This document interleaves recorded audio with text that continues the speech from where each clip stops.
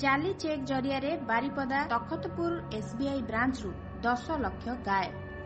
Baripada ward number 20 निवासी अवसर प्राप्त सरकारी कर्मचारी शांतिमुखी एकाउंट रु रहस्यजनक भाव टंका उद्धार।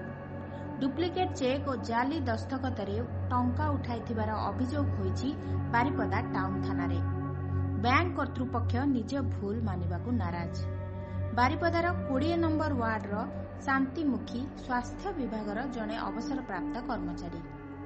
वर्षक पूर्व अवसर पर जीपीएफ एवं ईपीएफ सहित अन्य प्राप्य मिसी प्राय 13 लाख टंका तांको एसबीआई अकाउंट को आसीथिला। तांको पाखरे चेकबुक नथिबारु से एटीएम और विथड्रॉल स्लिप रे कारबार करुथिले। तेबे से चेकबुक लागे आवेदन करथिले। आज बैंक को जाए जानिबाकू पाइले जे गत जून 12 तारिख रे तांको अकाउंट रु जाल दस्तखत करी चेक जोगे केही 10 लाख टंका उठे नेछि।